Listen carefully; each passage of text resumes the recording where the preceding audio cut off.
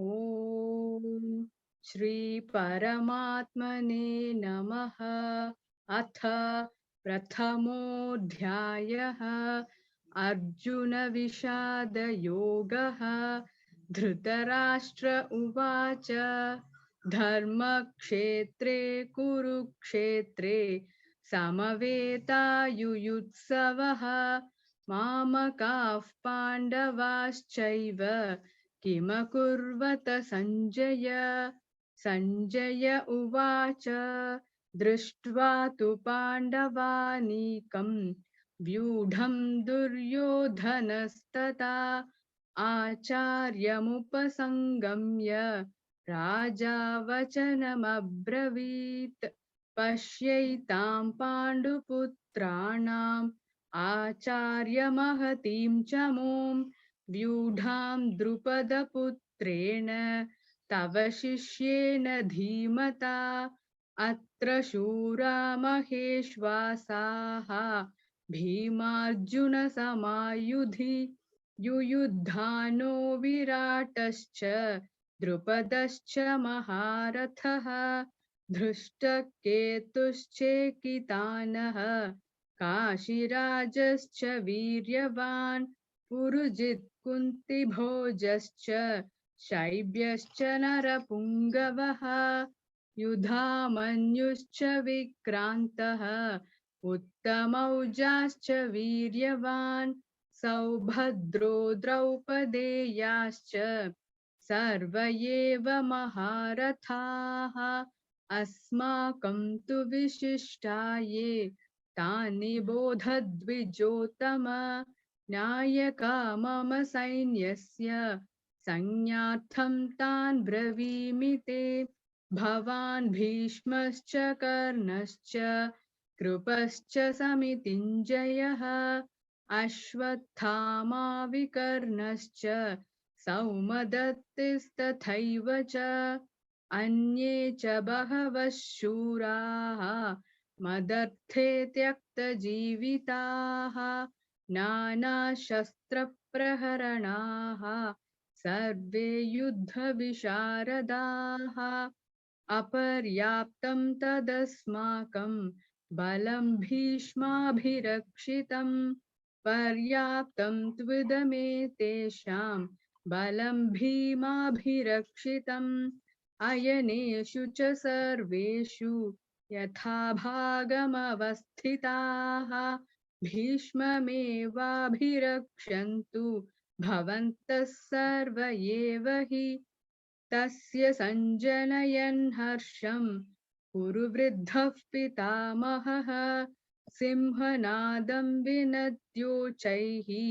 शङ्खं दध्मौ प्रतापवान् ततः शङ्खाश्च भैर्यश्च पनवानकगोमुखाः सहसैवाभ्यहन्यन्त सशब्दस्तुमुलोऽभवत् ततः श्वेतैर्हयैर्युक्ते महति स्यन्दने स्थितौ माधवः पाण्डवश्चैव दिव्यौ शङ्खौ प्रधत्मतुः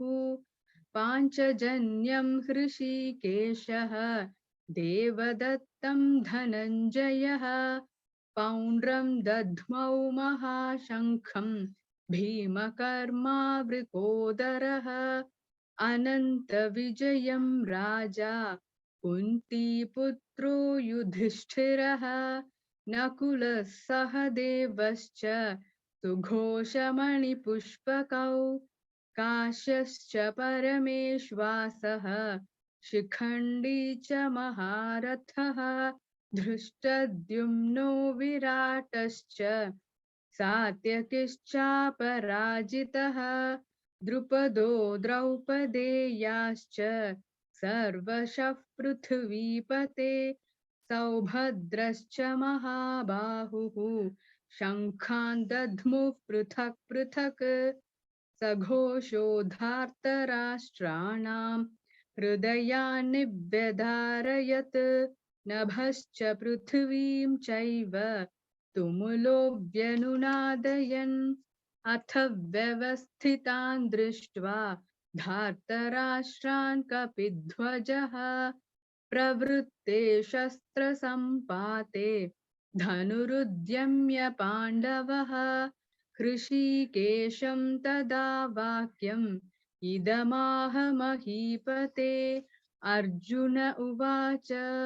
सेनयोरुभयोर्मध्ये रथं स्थापयमेच्युत यावदेतान्निरीक्षेऽहं योद्धुकामानवस्थितान् कैर्मया सह योद्धव्यम् अस्मिन् रणसमुद्यमे योत्स्यमानानवेक्षेऽहं य एतेऽत्र समागताः धार्तराष्ट्रस्य दुर्बुद्धेः युद्धे प्रियचिकीर्षवः सञ्जय उवाच एवमुक्तो हृषीकेशः गुडाकेशेन भारत सेनयोरुभयोर्मध्ये स्थापयित्वा रथोत्तमम् भीष्मद्रोणप्रमुखतः सर्वेषां च महीक्षिताम् उवाच पार्थ पश्यैतान् समवेतान् कुरूनिति तत्रापश्य स्थितान् पार्थः पितॄनथ पितामहान् आचार्यान् मातुलान् भ्रातॄन् पुत्रान् पौत्रान् सखींस्तथा स्वशुरान् सुहृदश्चैव सेनयोरुभयोरपि तान् समीक्ष्य स कौन्तेयः सर्वान् बन्धूनवस्थितान् कृपया परयाविष्टः विषीदन्निदमब्रवीत् अर्जुन उवाच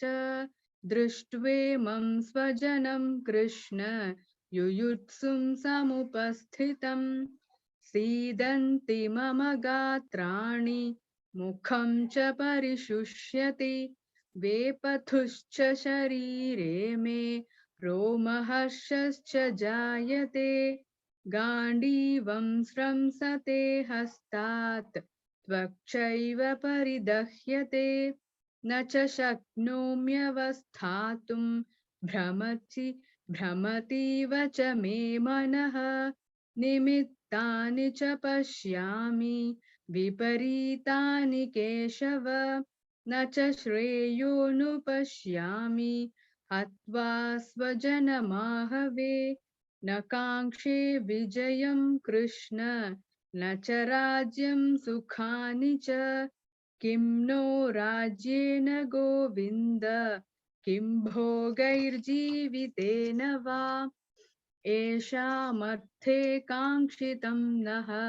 राज्यं भोगाः सुखानि च तयिमेव स्थिता युद्धे प्राणां त्यक्त्वा धनानि च आचार्याः पितरः पुत्राः तथैव च पितामहाः मातुलाश्वशुराः पौत्राः शालाः सम्बन्धिनस्तथा ये तान् हन्तुमिच्छामि घ्नतोऽपि मधुसूदन अपि त्रैलोक्यराज्यस्य हेतोः किं नु मही कृते निहत्य धार्तराष्ट्रान्नः का प्रीतिः स्याज्जनार्दन पापमेवाश्रयेदस्मान् हत्वैतानाततायिनः तस्मान्नार्हा वयं हन्तुं धार्तराष्ट्रान् स्वबान्धवान् स्वजनं हि कथं हत्वा सुखिनः स्याम माधव यद्यप्येतेन पश्यन्ति लोभोपहत चेतसः कुलक्षयकृतं दोषं मित्रद्रोहे च पातकम् कथं ज्ञेयमस्माभिः पापादस्मान्निवर्तितुं कुलक्षयकृतं दोषं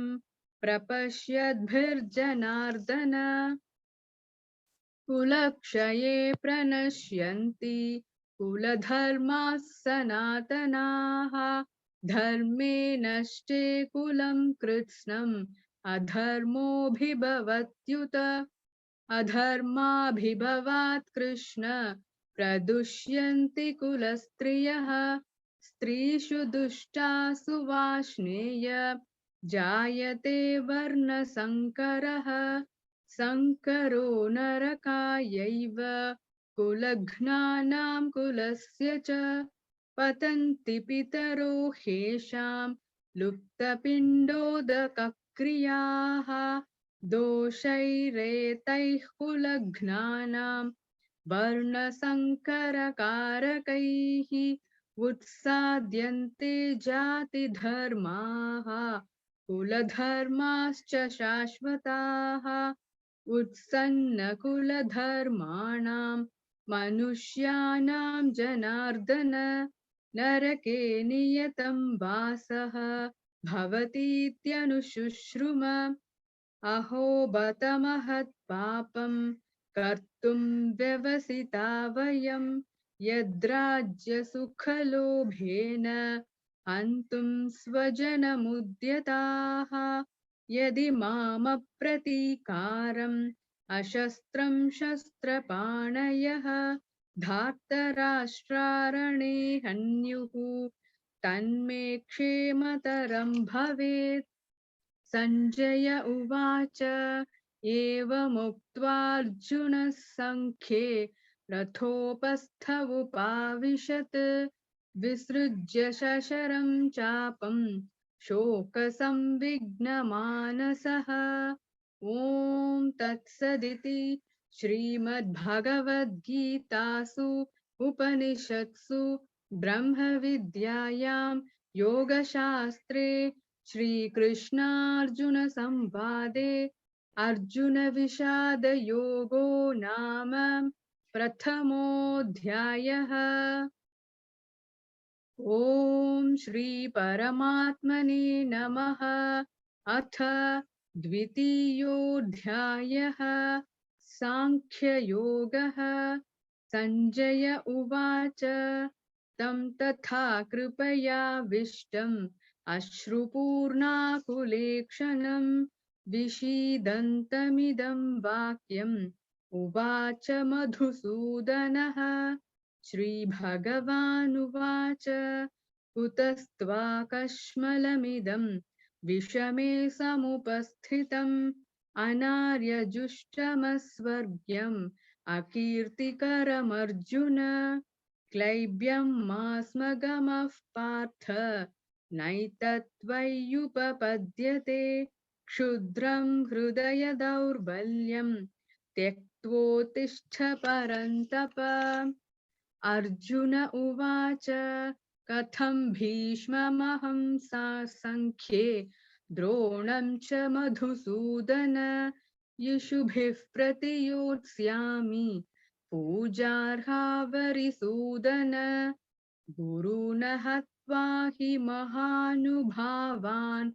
श्रेयो भोक्तुं भैक्ष्यमपीह लोके हत्वार्थकामांस्तु गुरूनिहैव भुञ्जीय भोगान् रुधिरप्रदिग्धान् न चैतद्विद्मः कतरन्नो गरीयः यद्वा जयेम यदि वा नो जयेयुः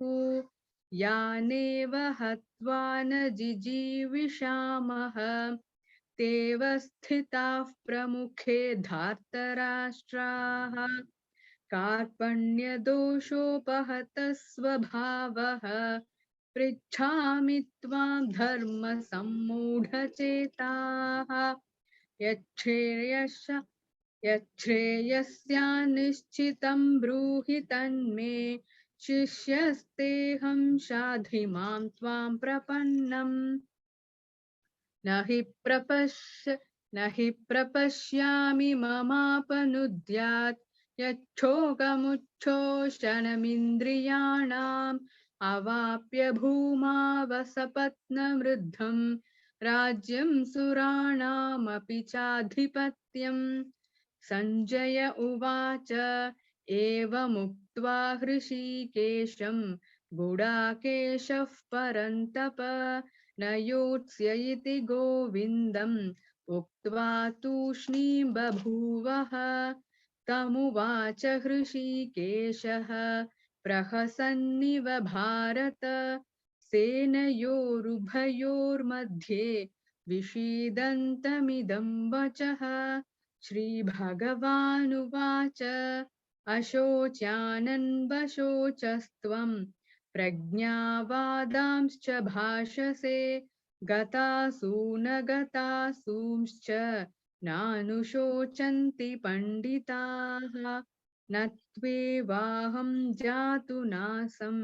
न त्वं नेमे जनाधिपाः न चैव न भविष्यामः सर्वे वयमतः परम्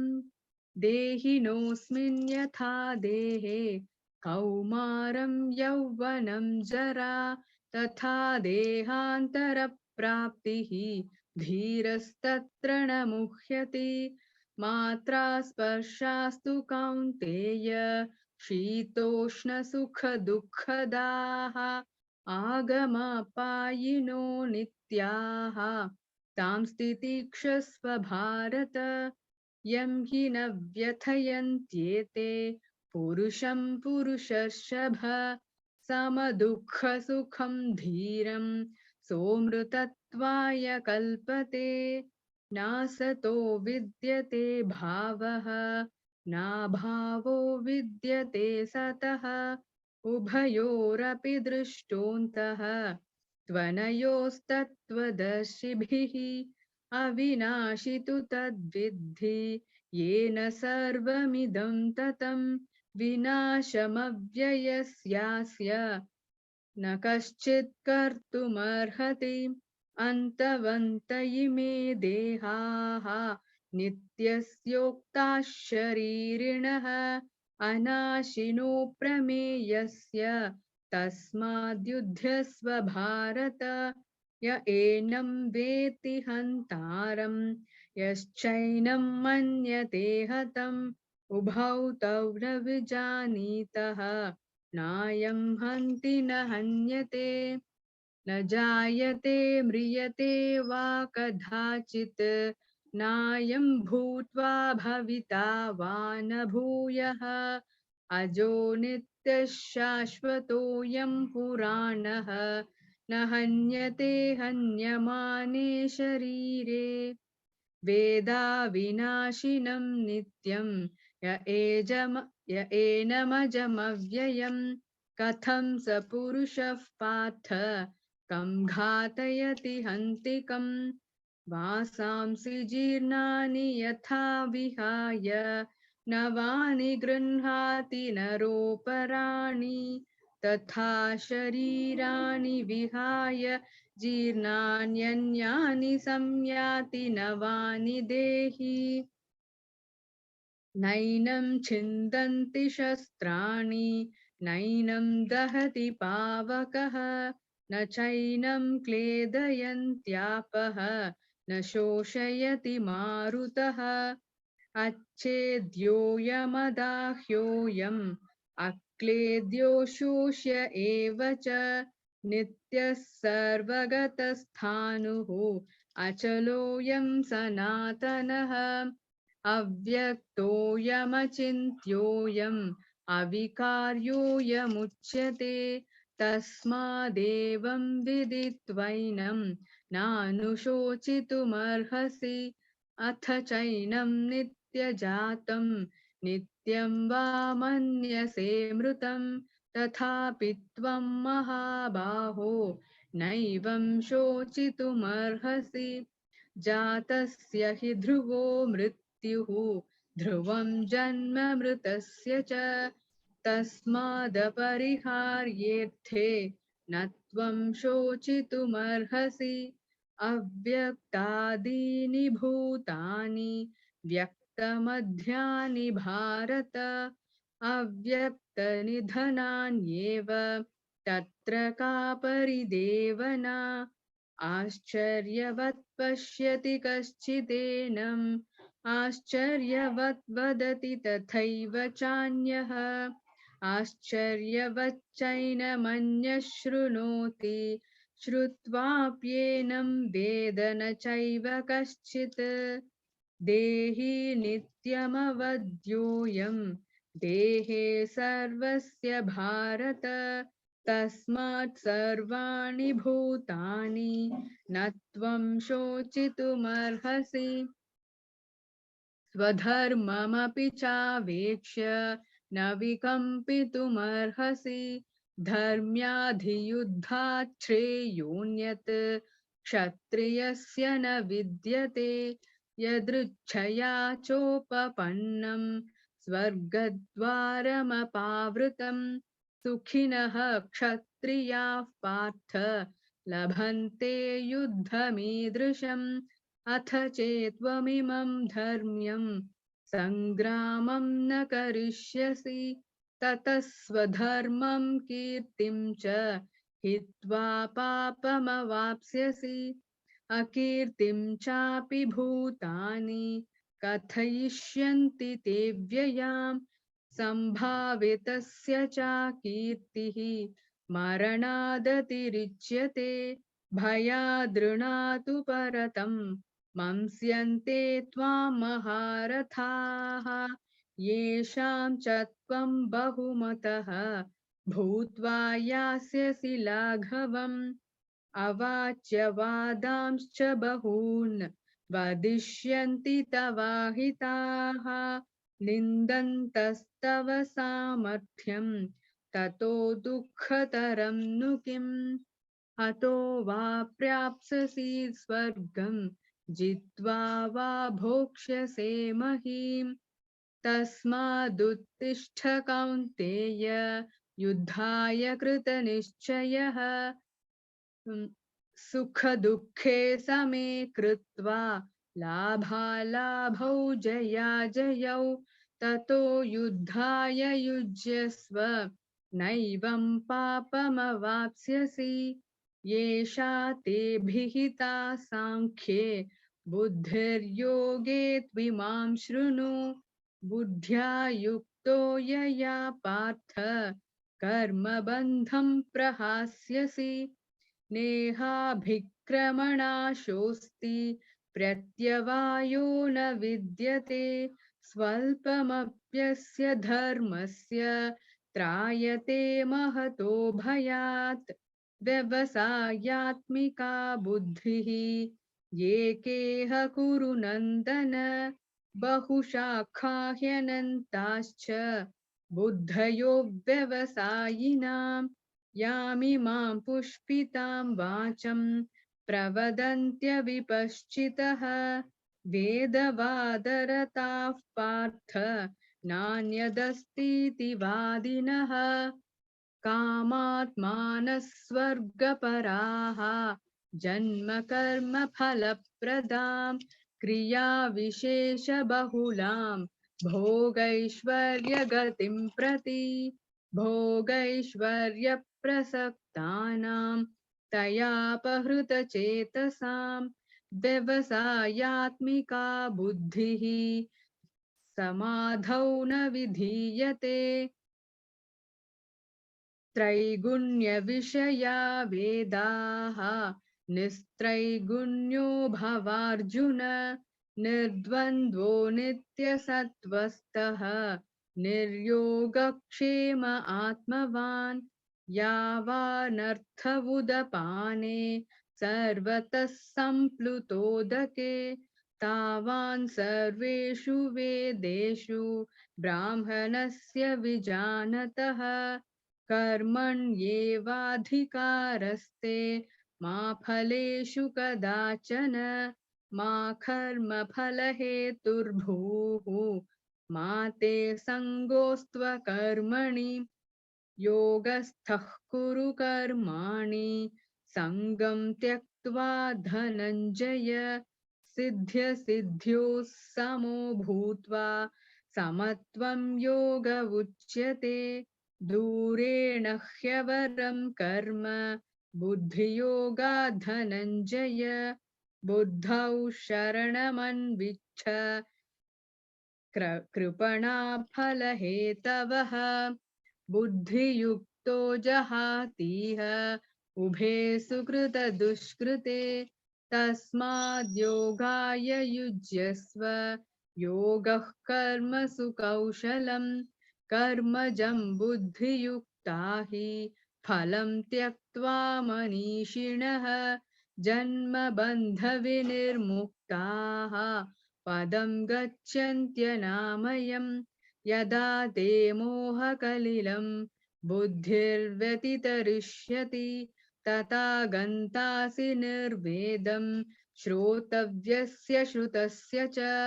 श्रुतिविप्रतिपन्ना ते यदा स्थास्यति निश्चला समाधावचला बुद्धिः तदा योगमवाप्स्यसि अर्जुन उवाच स्थितप्रज्ञस्य का भाषा समाधिस्तस्य केशव स्थितधिः किं प्रभाषेत किमासीत व्रजेत किम् श्रीभगवानुवाच प्रजहाति यदा कामान् सर्वान् पार्थमनोगतान् आत्मन्येवात्मना तुष्टः स्थितप्रज्ञस्तदोच्यते दुःखेष्वनुद्विग्नमनाः सुखेषु विगतस्पृहः वीतरागभयक्रोधः स्थितधीर्मुनिरुच्यते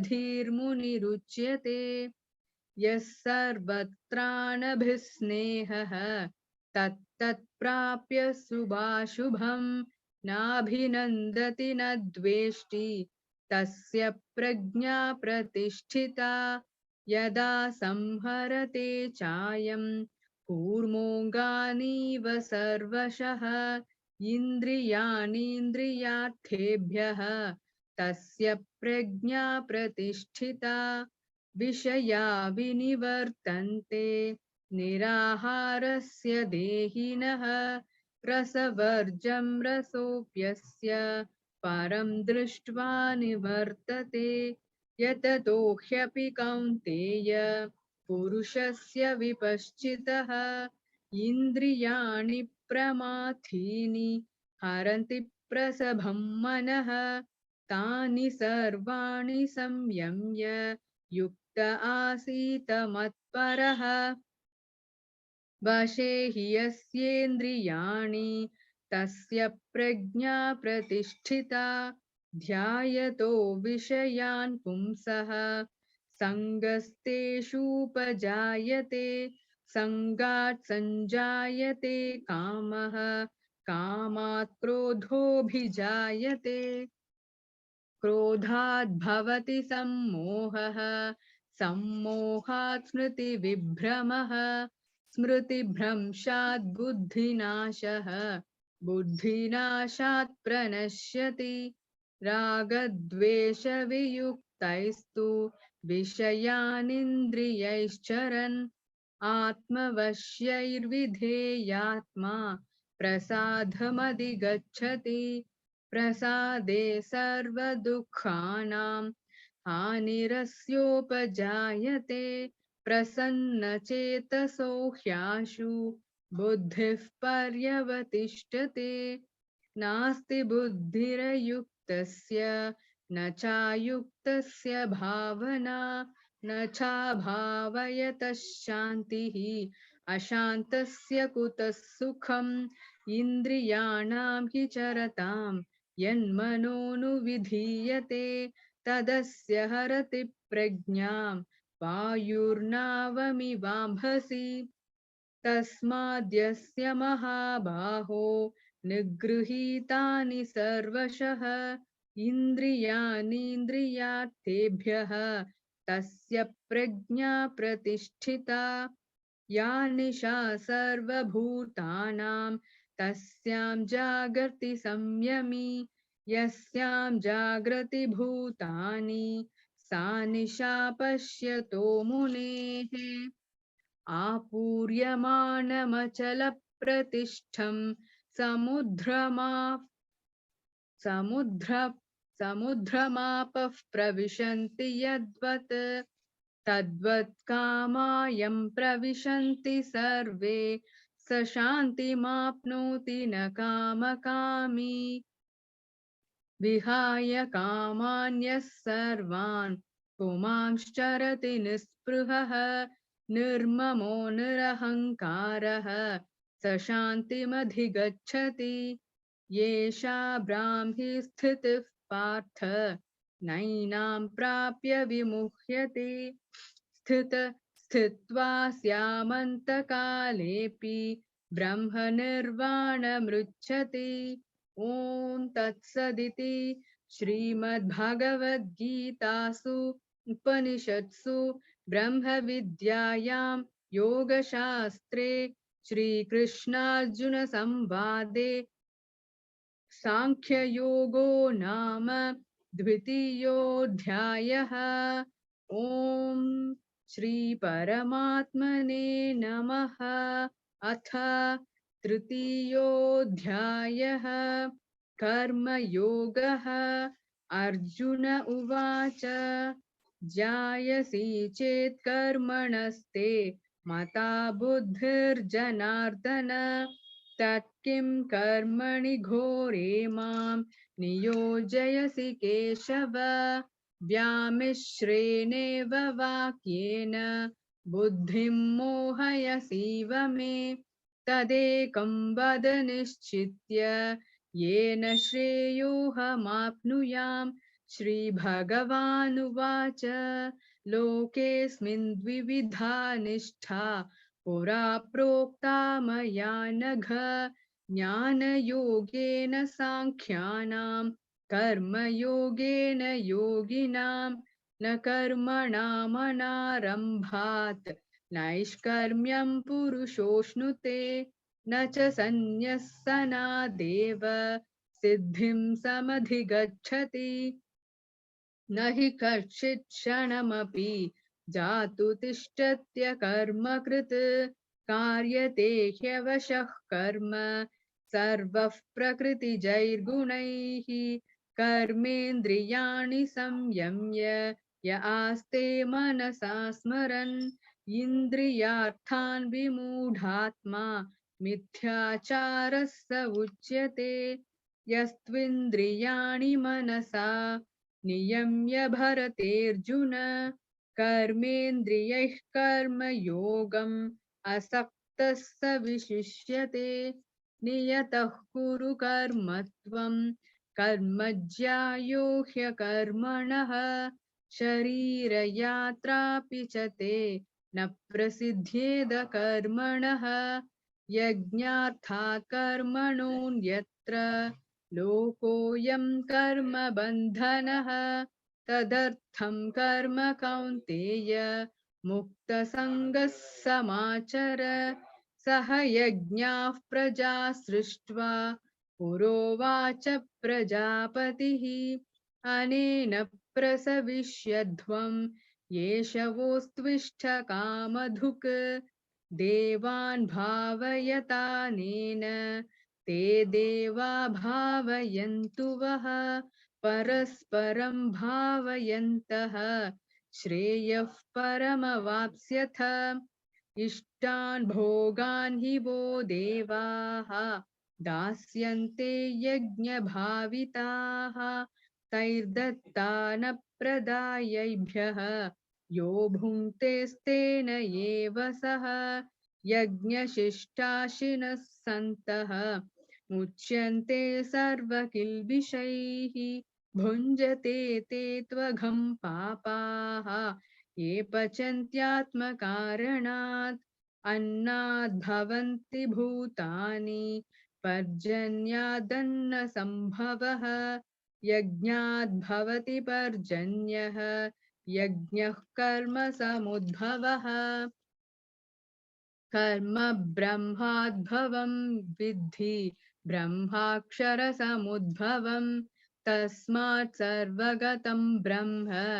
नित्यं यज्ञे प्रतिष्ठितं एवं प्रवर्तितं चक्रं नानुवर्तयतीह यः अघायुरिन्द्रिया रामः मोघं पार्थ स जीवति यस्त्वात्मरतिरेव स्याद् आत्मतृप्तश्च मानवः आत्मन्येव च सन्तुष्टः तस्य कार्यं न विद्यते नैव तस्य कृतेनार्थः नाकृतेनेह कश्चन न चास्य सर्वभूतेषु कश्चिदर्थव्यपाश्रयः तस्मादसक्तः सततं कार्यं कर्म समाचर असक्तो ह्याचरन् कर्म परमाप्नोति पूरुषः कर्मणैव हि संसिद्धिम् आस्थितो जनकादयः लोकसङ्ग्रहमेवापि सम्पश्यन् कर्तुमर्हसि यद्यदाचरति श्रेष्ठः तत्तदेवेतरो जनः स यत्प्रमाणं कुरुते लोकस्तदनुवर्तते न मे पार्थास्ति कर्तव्यं त्रिषु लोकेषु किञ्चन नानवाप्तमवाप्तव्यं वर्त एव च कर्मणि यदि ह्यहं न वर्तेयं जातु कर्मण्यतन्त्रितः मम वर्त्मानुवर्तन्ते मनुष्याः पार्थ सर्वशः उत्सीदेयुरिमे लोकाः न कुर्यां कर्म चेदहम् शङ्करस्य च कर्ता स्याम् उपहन्यामि माः प्रजाः सक्ताः कर्मण्यविद्वांसः यथा कुर्वन्ति भारत कुर्याद्विद्वांस्तथा सक्तः चिकीर्षुर्लोकसङ्ग्रहम् न बुद्धिभेदं जनयेत् अज्ञानां कर्मसङ्गिनां जोषयेत् सर्वकर्माणि विद्वान् युक्तः समाचरन् प्रकृतेः क्रियमाणानि गुणैः कर्माणि सर्वशः अहङ्कारविमूढात्मा कर्ताहमिति मन्यते तत्त्ववित्तु महाबाहो गुणकर्मविभागयोः गुणागुणेषु वर्तन्ते इति मत्वा न सज्जते प्रकृतेर्गुणसम्मूढाः सज्जन्ते गुणकर्मसु तान् कृत्स्नविदो मन्धान् कृत्स्नविन्न विचालयेत् मयि सर्वाणि कर्माणि सन्न्यस्याध्यात्मचेतसा निराशीर्निर्ममो भूत्वा युध्यस्व विगतज्वरः ये मे मतमिदं नित्यम् अनुतिष्ठन्ति मानवाः श्रद्धावन्तो न सूयन्तः मुच्यन्ते तेऽपि कर्मभिः ये त्वेतदभ्यसूयन्तः नानुतिष्ठन्ति मे मतम् सर्वज्ञानविमूढांस्तान् विद्धि नष्टान् चेतसः सदृशं चेष्टते स्वस्याः प्रकृतिर्ज्ञानवानपि प्रकृतिं यान्ति भूतानि निग्रहः किं करिष्यति इन्द्रियस्येन्द्रियस्यार्थे रागद्वेषौ व्यवस्थितौ तयोर्न वशमागच्छेत् तौ ह्यस्य परिपन्थिनौ श्रेयान् स्वधर्मो विगुणः परधर्मात् स्वनुष्ठितात् स्वधर्मे निधनं श्रेयः परधर्मो भयावहः अर्जुन उवाच अथ केन प्रयुक्तोऽयं पापं चरति पूरुषः अनिच्छन्नपि वाष्णेय बलादिव नियोजितः श्रीभगवानुवाच काम एष क्रोध एषः रजोगुणसमुद्भवः महाशनो महापाप्मा विध्येनमिह वैरिणम् धूमेनाव्रियते वह्निः यथादर्शो मलेन च यथोल्बेनावृतो गर्भः तथा तेनेदमावृतम् आवृतं ज्ञानमेतेन ज्ञानिनो नित्यवैरिणा कामरूपेण कौन्तेय दुष्पूरेणानलेन च इन्द्रियाणि मनो बुद्धिः अस्याधिष्ठानमुच्यते एतैर्विमोहमत्येषः ज्ञानमावृत्य देहिनम् तस्मात् त्वमिन्द्रियाण्यादौ नियम्य भरतर्षभ पाप्मानं प्रजहिह्येनं ज्ञानविज्ञाननाशनम् इन्द्रियाणि पराण्याहुः इन्द्रियेभ्यः परं मनः मनसस्तु परा बुद्धिः यो बुद्धेः परतस्तु सः एवं बुद्धेः परं बुद्ध्वा संस्तभ्यात्मानमात्मना जहि शत्रुं महाबाहो कामरूपं दुरासदम् ॐ तत्सदिति श्रीमद्भगवद्गीतासु उपनिषत्सु ब्रह्मविद्यायां योगशास्त्रे श्रीकृष्णार्जुनसंवादे कर्मयोगो नाम तृतीयोऽध्यायः।